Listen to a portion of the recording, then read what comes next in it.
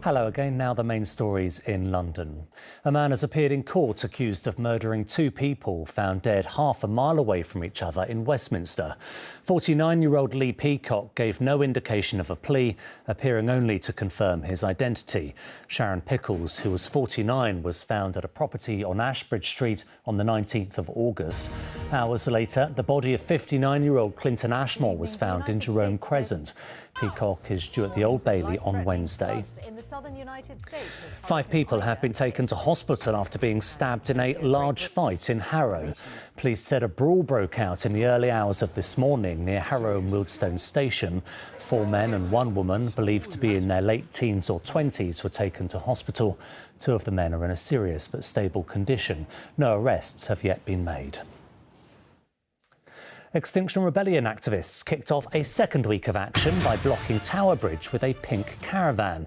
The group is targeting the City of London in particular, with more than 350 arrests made last week. The protest began outside the headquarters of News UK, next to London Bridge Station, as Carolyn Sim reports. Camped up on Tower Bridge, a single caravan blocks the way, bringing traffic to a standstill. Extinction Rebellion determined their second week of demonstrations will be as disruptive as the first. Earlier, protesters had gathered outside the News UK building, which publishes the Sun and the Times newspapers, there to demand the media give climate change more coverage. It's not necessarily headlines, it's not this is a risk to your health. If people read stats about how much ice Antarctica is losing, they don't necessarily make the links to why that impacts our health. We need the government to do more, but we would also like the media to collaborate with health professionals in getting this message out there, but not just, like I say, a little bit in the science section.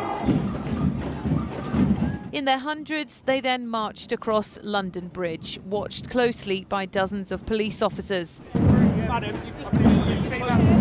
Along the way, a person carrying a large rucksack was stopped and searched.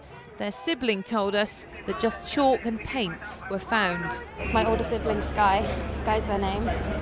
And are you all right? I'm okay. I feel quite emotional, but they've done absolutely nothing wrong. I don't know why they've been stopped, because I think they've been stopped because they have a big backpack on. It's because we're going home to see our parents after this. So they've got their overnight stuff. They found their sketchbook and some felt tip pens, and that's the reason why they're being arrested, I think. This weekend, police have faced unprecedented demands, with officers called in from neighbouring forces. That said, the number of arrests have been relatively low. Only 34 yesterday, and on Saturday there were none at all. But as activists laid down at the junction north of Tower Bridge, police warned tonight that obstructing roads in this way is unreasonable and that more arrests could be made. Carolyn Sim, ITV News. On to sport now, and Arsenal's Ainsley Maitland-Niles has used Instagram in an attempt to leave the North London club. In a post on the social media platform, the 24-year-old said, "All I want to do is go where I am wanted and where I'm going to play." The Goodmayes-born player, who has 5 England caps, is reportedly looking to move to Everton. And there were mixed fortunes for London's athletes at the Tokyo Paralympics today. David Weir from Wallington qualified for the final of the men's 1500-metre T54. He finished his heat in 4th place. But Hemel Hempstead archer Jess Stretton lost her match to fellow Brit Phoebe Patterson-Pine this morning. And it's the final frontier today for the Museum of the Moon in Chelsea before it continues its world tour. The free exhibition at St John the Baptist Church features a NASA image of part of the lunar surface. It's part of the Kensington and Chelsea Festival, which has run throughout the summer. We're just seeing lots of different people come together to enjoy this or some of the carnival events, even though we couldn't have the full carnival last year. And they've been all over the borough in different places, different people. It's been a really lovely buzz and atmosphere. With the bank holiday drawing to a close, let's get the forecast for the rest of the week now. Here's Helen Plint.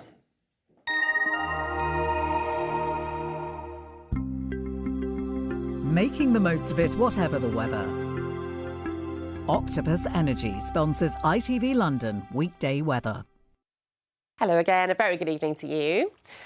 Well, the settled spell of weather continues for now, but it doesn't exactly mean wall-to-wall sunshine. A lot of cloud locked into that, although it does stay mostly dry, but quite a cool nagging breeze at times. Of course, the position of that high pressure is throwing that air towards us from the north. A cool direction. When we've got the cloud, it really will feel nippy, but with the sunshine and shelter, it can make all the difference over the next few days. Out there at the moment then, well, a bit of a gap between batches of cloud, but that'll be back as the night wears on. Thick enough at times as well for potentially the odd spot of light rain or drizzle. More a niggle factor than anything else. Very few of us affected, but maybe a little bit damp into first thing tomorrow morning. Temperatures overnight, though, about where they were last night, hovering around that mid-teen mark, but not especially a bright and sunny start come first thing Tuesday morning. A little bit gloomy and grey yet again, but by the afternoon, actually, things will tend to perk up somewhat. The cloud lifting, allowing decent sunny breaks, and again, as a result, our temperatures responding a little bit higher tomorrow, up to 20 degrees. Very little change with lots of cloud, especially in the mornings moving forward. Octopus Energy sponsors ITV London weekday weather.